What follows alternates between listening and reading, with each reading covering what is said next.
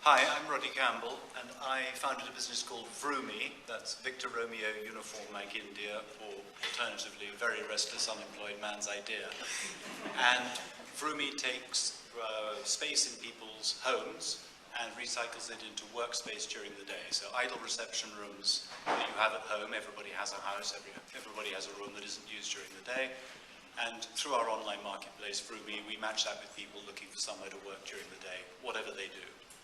And just before we go on to Patrick, tell us how you came up with the idea for Vroomie.com. I had the idea 15 years ago. I was at home working on a startup business that I started in '98. And every day at around 9 o'clock, man next door had gone out to work. In came a singing teacher, because the guy had a piano on the second floor, flat next door. Singing lessons all day long. It was a nightmare, and I was torn between my hedge fund manager admiration for the fact that he was arbitraging his flat twice. He lived in it, got all the benefit out of it, and then sold it during the day to a singing teacher. And in my imagination, the singing teacher came from Tooting, and this was in Notting Hill, so this is where his client base was. So it was the perfect fit. It was very, very early sharing economy, if you like, before, I guess, kind of before the internet in '98, pretty much, in terms of general usage. And then last year I broke my hip, and I was having physiotherapy in a clinic and then at home. And I went through the economics of being a physiotherapist, and he said he would rent my sitting room for £100 a day, rather than work in a clinic or do home visits. So next week I started Vroomie. I just love that. So the next week I started renting out my sitting room for £100 a day, and I haven't looked back. Again, just before we go on to Patrick, who is a young entrepreneur, and Roddy, I hope you don't mind me asking this. No, and therefore I hope you don't mind my asking this, but you have become a little bit of a poster child for the over 50s, have you not? You're talking about High 50? I am. So yes. you have started this business at what age, sir? Well, the sharing economy, I believe, that everything should be recycled. Everything should be recycled, and anything idle should be used by somebody, including me. That's all I'm going to say. Okay, that is a very diplomatic way of not telling us your age. Patrick Drake, you don't have to tell us your age, but do tell us about your business. Okay, so I'm Patrick Drake, and I'm one of the co-founders and the head chef of a company called HelloFresh. We send out recipes every week to our customers with a chilled box of the exact fresh ingredients that they need to cook those recipes at home. And we started 3.5 years ago, HelloFresh UK, from my living room in Old Street, sent out 10 very shabby looking bags of shopping, wondered how we'd ever put together 50 in a day, and now we send out 4 million meals a month globally. So it's really. You're not still making all of these, are you? No, and I still develop the recipes. Yeah. Nice. So in terms of getting customers, I walked through Blackfriars Tube the other day, and I got a little HelloFresh card. Is that a form? Well, tell us about your customer acquisition. So you're sending out 4 million meals a month all over the world, which is a logistical issue. How are you reaching those customers? So when we started, I mean, we would, in fact, as we would do now, we would literally try anything, and we'll try it, and we'll iterate, we'll work out what's working well for us, what's not. At the start, we would literally wander around Waterloo Station dressed up as carrots, and hand out, and actually, what we would do is, it sounds really sketchy, but we would hand out carrots with a tag on them that said, "Take me home and I'll show you what you can do with me." And it had, bear with me. It had a YouTube link on it. The YouTube link went to a video of me cooking carrot soup dressed as a bunny rabbit. It was very, very undignified, but you know, as I say, we thought we would just try anything. We got chased out of Waterloo Station because you're actually not allowed to hand out things uninvited as carrots. It scared the children. And then so now we've kind of developed that. We actually do hand out flyers outside train stations. That's really great for us. We do a lot of events as well. I think that with certain businesses, there's really no replacement for having a physical human being there explaining what the concept is. And since HelloFresh it's a new category really, and it's just slightly outside the sphere of what people were used to with things like Ocado, they needed a bit of explanation and a bit of reassurance as to what it was before they're willing to take the plunge. And then also, I think, with something that's new, you have to make it very, very easy and very risk-free for people to make their first purchase. Yeah. So we give a very large discount on first purchases so that people can kind of get a feel for it themselves and decide whether it's right for them. And then talk a little bit about loyalty. So you have your customer once, you've given them a deal. How do you then get that customer back time and time again? I mean, it goes without saying that the product itself has to be absolutely exemplary, and that's where it all starts. Everything else, you can add bells and whistles on top of it and give people wooden spoons and pots and pans for their custom, but really if the product's not there, then it's a non-starter. So we really focus in on that box opening experience. We want it to be like a treasure chest when they open it. You know, Steve Jobs put so much emphasis into his packaging, and likewise so do we. We really want them to feel like it's a gift when they open it. And then, you know, making sure that we go through all the quality controls and all that for the product. But on top of that, we do have levels of loyalty, which is why I was asking about Sous Chef, Master Chef. When you get to 3 boxes, you become an apprentice. 10 boxes, Sous Chef, 20 Master Chef. But the thing is now, we have to rethink it because we never thought ahead to 100. And so now we have a new category, which is I call a Centurion. And I'm not even sure how I'm going to, I think I might have to go and cook for them or something, because we're getting a lot of them. Like one of our customers lives in Northern Ireland, she's had 143 boxes now. Wow, that's like a lot of eating. Yes, like that's bare minimum. She's learned over 300 new recipes since she started. Talk to us about money. So you started through me and you then said, right, we want to go out and look for funds. Talk us through how you went out to go and raise your money. I'm trying to remember now. I think it's called crowdfunding. Yeah, that was the second run. Okay. But you creep along. So I got a business partner called William Seacart, who was a publisher and then a philanthropist. And we thought, well, we need to try and find out how this works. So we employed a CTO, and then we employed an operations manager and whatever. And we thought we'll do this for a few months, see what happens. Then it was beginning to make sense. So we got some friends to put 150,000 in onto SEIS. I love that. Who's got mates who would put in 150 grand? I love that. But it costs them 28p in the pound if No, it goes bust. Very good point. So, assuming they pay 45%, but I mean, you know what I mean. It doesn't thank the Treasury for that. I don't know if it was Tony Blair or who it was, but it's fantastic. And then we decided to raise $1 million. So we went crowdfunding. And the interesting thing about crowdfunding, actually, if you do your research into crowdfunding, they tell you this over and over again. You raise all the money. They just give you the platform. Yeah. And we raised 940,000, of which I think 800,000 came from my emails out, and only 140 from people we didn't know. Wow. But some of that money that comes in from people you know, some of these were people I'd met on holiday once. There was many. You make quite an impression, don't you? Yeah. Club Mark Warner is my place. And the fact that you're up on a public site, you've got a business plan, they can see that it's being funded, they can see that it's real. The reality of it means it's not a begging letter at all. It's a genuinely, this is what I'm doing, go and have a look, you might be interested, you might be a customer, you might whatever, and see who bites. The fact you're on the point about crowdfunding is to compel you to present yourself as well as you possibly can. So you have to have a video, you have to have graphics, you have to have sensibles. It forces you into your best game. Yeah. And then, because it's public, I could tell you I'm doing it and say, go and check it out, you might want to invest. I would be shameless about that, and it wouldn't be embarrassing for either of us. Which is, I think we've become a little bit more American like that, which is no bad thing. How long did it take you to raise 940,000? We sort of straggled it at the end, but I mean, I think we had a target of 400 and the real target of 750. Right. We ended up at 940, and we were 100% covered in 2 days. 2 days to But get 940 grand? No, 2 days for the 400, Okay. and then another 2 weeks for the 800, Nice. and then... So how many investors do you now have in the business? We've got about 22 direct investors who came in as part of the crowdfunding but come in direct under SEIS, and then probably about 200 via Seeders. Wow. And this is a question we get quite a lot with crowdfunding. How do you manage 200 plus investors in your business? I talk to one investor, which is Seeders. Okay. And Seeders communicate with the investors. I have no legal relationship direct with the underlying investors. I worship them, and they're all going to become ambassadors whether they like it or not. Yeah. We only closed the funding a couple of weeks ago. So I like them very much. They're all people who think it's a good idea. I love them. And we'll talk to them as much as we can through Seeders, through the Seeders platform, through our own website. Do you suggest that crowdfunding is a good way to go to raise funds? Yes. Yeah? Because what I said, I think, before, it compels you to elucidate exactly what you're suggesting, compels you to put a value on the business and then justify it. It just makes you think really quite hard about what it is. rather than isn't it a great idea, food at home or renting out your room or working in someone's dining room instead of in a coffee shop. That's fantastic. Everyone knows it's fantastic, Yeah.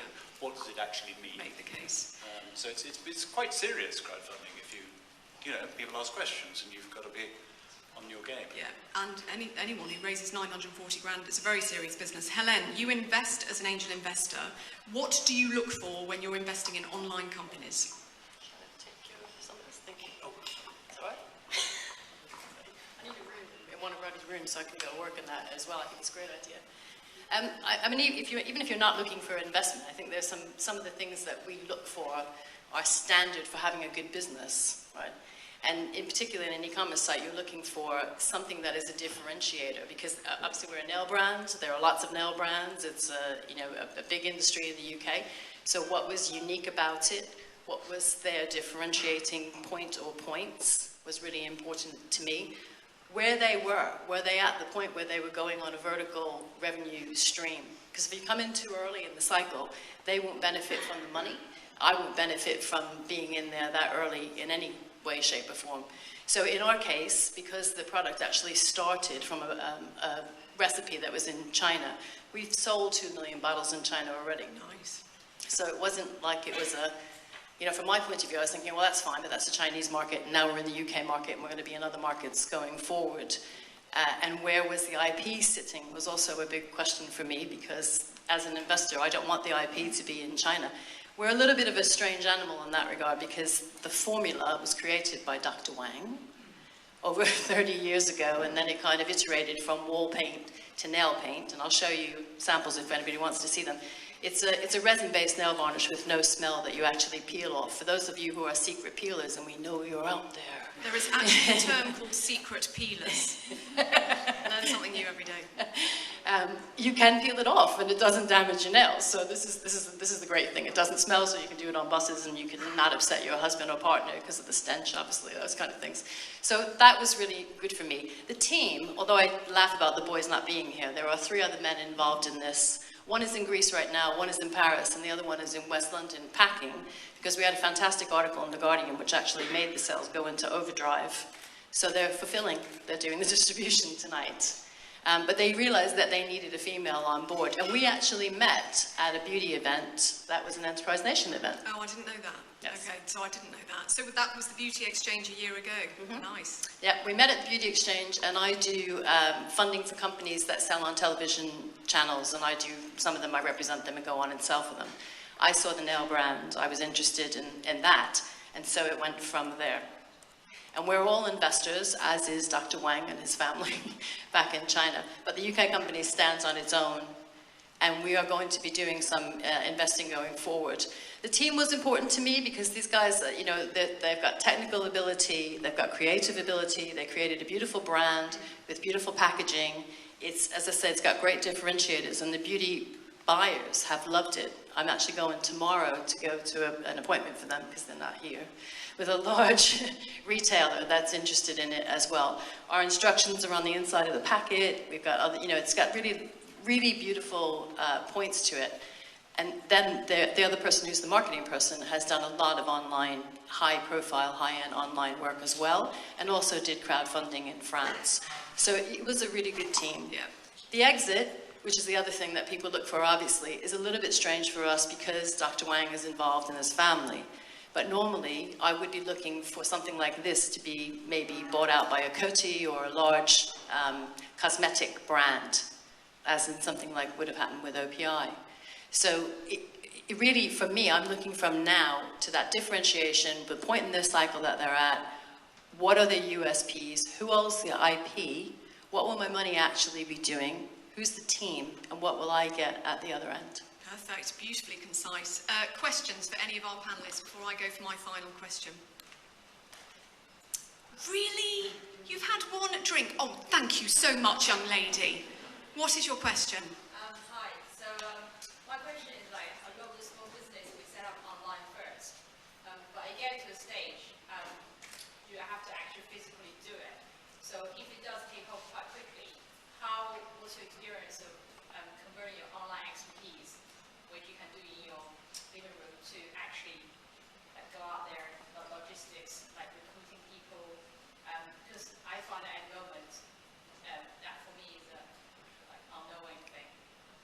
So this is a question about all the offline bits of an online business. Yeah. Okay, Patrick, how do you find a great team? Okay, first thing I would say, and I think one of the biggest reasons for the success of HelloFresh is because the founders are all incredibly different character-wise in our skill sets. We don't tread on each other's toes, we trust each other to do what we do best, and we'll advise the others, but we won't get too involved in it because we realise that they can do that thing incredibly well. So make sure that you choose a really diverse team.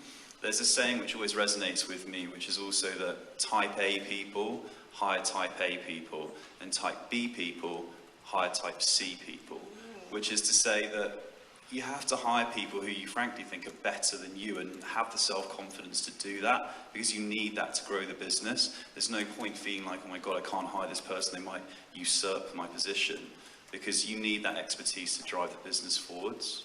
So forgive me, I've met your co-founder. I think you practice what you preach. Yeah. I mean, they're fantastic. You did that really well.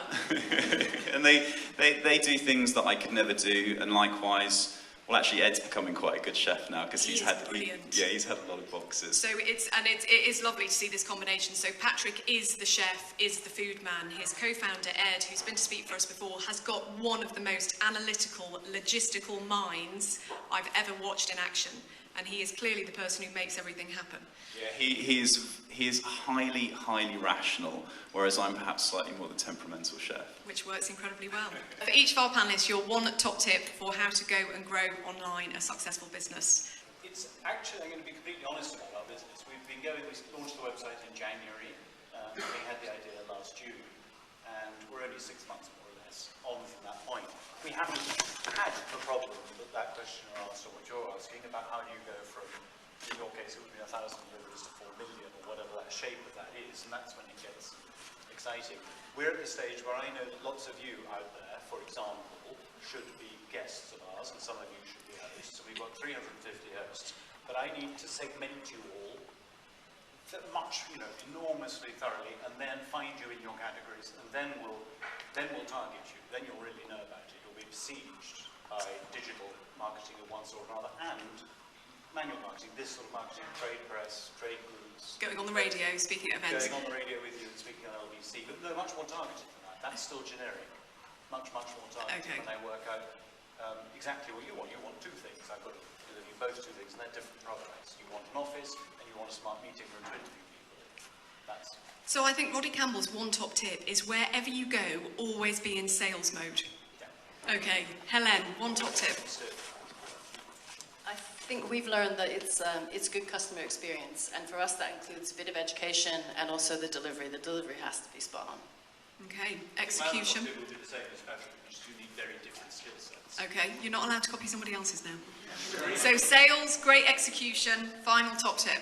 Mine would simply be that for whether it's online or offline, when you're starting your business, it's very easy to get caught up in the logistics and the operations and all the nuts and bolts of the business, but don't neglect your culture, don't neglect the story of your company, don't neglect your brand, because ultimately these days, people don't want to be sold to and have interaction with an anonymous brand. They want to feel like there's a story there, there's heritage, there's passion, and that's something that you can easily forget at the beginning. And I think they say the chains of habit are too light to be felt until they're too heavy to be removed. Well, if your habit is one word, sorry, but I like that. And I mean, and I really believe it, that if you get into the habit early on, or you don't have the habit of building your brand and your culture, when you realise that you haven't done it, it's already too late. So real final quick question for you. Patrick Drake is a big part of HelloFresh.com. How does the business, Helen said that as an investor she always looks for her exit. If you were to exit that business, can HelloFresh.com exist without Patrick Drake? Absolutely, because our business is built on fantastic suppliers, fantastic customers, and it's built on a team who are just young and so hungry and so passionate to really make a difference and not pay lip service to that phrase, we want to make a difference, but we literally want to change the way people eat forever. All right, sous chef, are you bought into that? Are you going to buy some more meals? We need to talk. All right, what a lovely way to end it. Ladies and gentlemen, please join me in thanking our panellists, Patrick, Roddy and Helen.